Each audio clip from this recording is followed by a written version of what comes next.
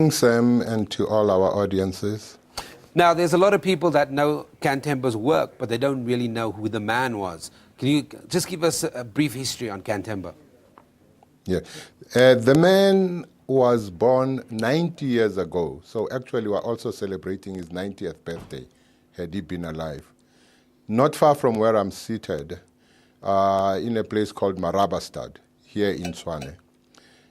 He graduated from the University of Fort Hare with a degree in English, actually a distinction in English.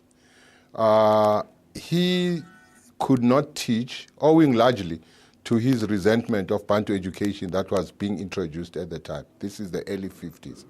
He then was recruited to work for the staff of DRAM.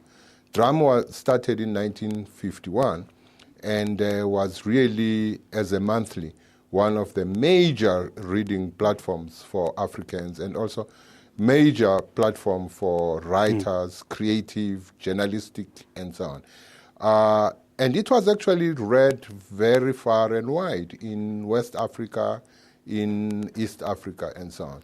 He came out with people like Henry Ngumalo.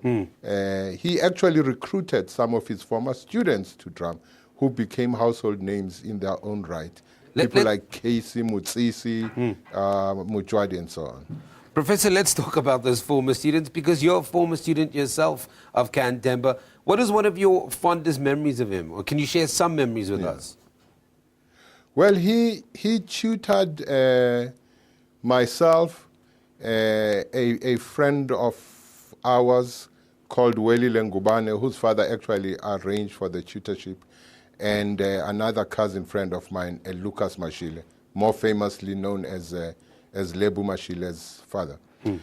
In those days, we were studying really very, very canonical English texts, Shakespeare, Charles Dickens, the Romantics, and so on. Very, very hard stuff for an African child, especially from the townships or the rural areas to comprehend. So he really helped unpack that stuff for us in the most brilliant fashion you can ever imagine.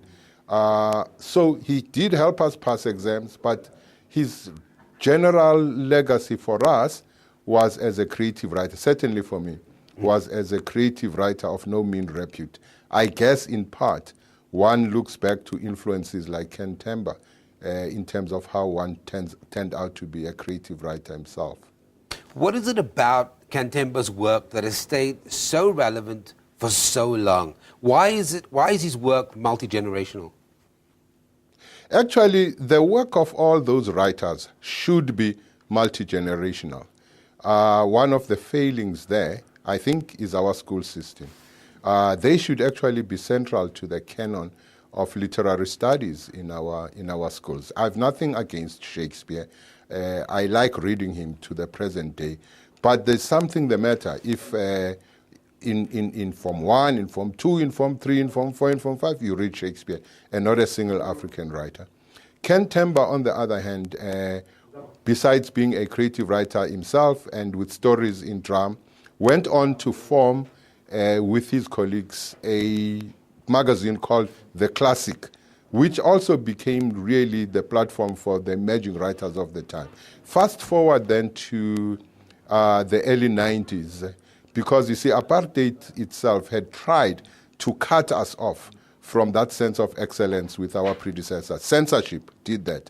Can Themba was himself declared a statutory communist in 1966, 64, thereabout, so that he could not be read in South Africa. It was owing to people like Mutobi Mutwatsi in the early 90s, actually, who then started if you like, the Can Themba Renaissance with his famous play, The Suit, that he collaborated with Barney Simon, I think, to do. And Siphiwo Mahala, whose insert we listened to earlier on, has written a wonderful story himself called The Suit Revisited. So he has been more fortunate than his predecessors in that there have been people, followers, and literary giants and theater producers who have done him. Professor, thank you very much for joining us from our Pretoria studios. We unfortunately run out of time in this very fascinating conversation. That, of course, was author, editor, academic, and one of the main guest speakers at the Can Themba Memorial Lecture, Professor Mbulelo Mzamane, speaking to us about the life and times of the late celebrated writer. If you've got any thoughts you'd like to share with us, we welcome them. You can talk to us on email, morninglive@sabc.co.za, or talk to us on Twitter @MarshallSam@Liberty.